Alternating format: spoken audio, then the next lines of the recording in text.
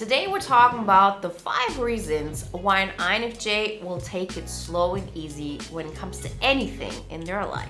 When you think about an INFJ, the last thing you're going to think about is workaholic. You're also not going to think about a person who has a schedule that is full continuously.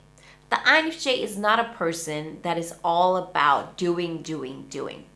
And now the question becomes, is this a reason for the INFJ to just be okay with a mediocre life? Is it that the INFJ just has to get used to the fact that we're never going to be completely happy? We're never going to be able to have what we want because there's this thing about us that doesn't allow us to put in the effort that is necessary to get the things done that we need to get done in order to get what we want. I, of course, have a very strong opinion about this. I, of course, think that this is not the case. The INFJ can have absolutely everything he or she wants. It's all about just embracing who we are, what we are about. And once we understand that taking things easy and slow is the best way for us to get everything that we want, then the whole game changes. Because then we're using everything that we have and everything that we already are to our advantage. Before we get started, I want to remind you, if you haven't done this so far, to download the poster on the formula to an INFJ Epic Life. And if you want to take it to the next level, then get the INFJ Epic Life audio guide today. Everything you need to know you can find in the links in the description. Reason number 1 why the INFJ takes it slow and easy is because we don't like to be rushed. So it is actually a sign of rebellion. We as INFJs are the master of our time.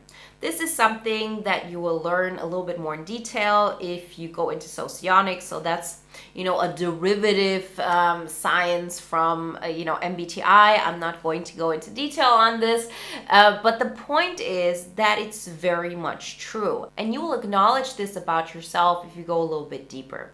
There are a lot of things that you're willing to make sacrifices on. There are a lot of things that you're willing to compromise on. But what an INFJ does not like and does not give up is their sense of how fast you do something. The INFJ sets their own pace. So if you see people around you who are all about, okay, I need to work a lot, maybe an INFJ will decide I need to work a lot as well. But it will be a conscious choice. The INFJ will not fall prey to other people's, pace. We make our own pace and we are the master of our pace. So introverted intuition, our first function, has this as a byproduct. The more we can abstract ourselves from what's going on right now in this circumstance in real life, the less likely it is that other people are going to pull us into their pace. So, as I said, the reason number 1 why we like it slow and easy is because we don't like to be rushed. And guess what? Nobody can rush us. We are the master of our pace. And if we don't see a benefit in us doing more than is necessary, then we're just not going to do it. Reason number 2 why the INFJ will take it slow and easy is because the alternative is too exhausting.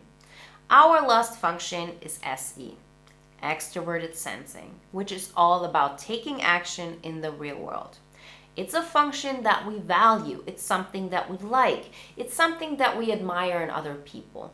But it definitely isn't something that we want to do on a constant basis every day, all the time. That's not a way of life that we are looking forward to. It's not a life we want. So if we have to decide, am I going to be somebody who's continuously hustling, working a lot, or I'm going to take it slow and easy, in 99% of the cases, we're rather going to lean towards slow and easy because the alternative is, let's be honest, just way too exhausting for us INFJs. Reason number 3 why the INFJ takes things slow and easy is because we know that it's not that important. We can look at it from a big picture perspective. We can look at a situation from a bird's eye view, and we can very often understand that this particular situation doesn't require us to put in all that effort. A lot of types are in it in that moment, and all they can see is how they feel about a certain thing right now. But in most cases, in 5 years from now, those things are not going to matter at all. So they won't require that much effort. They won't require that much input. They won't require that much sacrifice.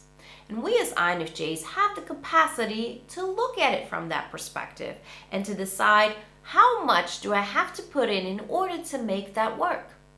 And in most cases, it's less than what other people think it has to be. And guess what? With that approach, we're also going to get everything we want. Reason number 4, why the INFJ will take it slow and easy is because we don't define ourselves by the result of whatever we're taking on. You will see this with other types way more often than you will see it with INFJs.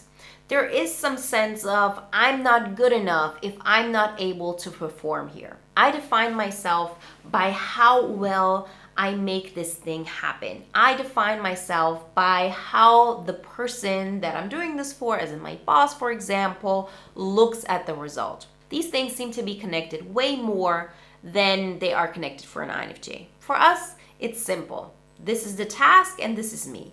If I get that thing done or not won't change how I see myself, because I'm not defining myself by the result that I'm creating. One of the reasons why we are this way is because we are abstract thinkers, because we can distance ourselves from that current reality. It's one reality that exists today, and tomorrow, guess what? We're living a different story. Reason number 5, why the INFJ will take it slow and easy is because we have had so many experiences in our life where we had to take it slow and easy because it was too exhausting, because we didn't feel like it, because of all of the reasons I already mentioned, that we have learned that it's not necessary to work hard and to give 110% in order to get what we want. I always like to say we are INFJs. We don't have to do all the things. We have to do the right things. I'm not here to tell you that you can just sit on your couch, not do anything, and get the life that you want. It just doesn't work this way.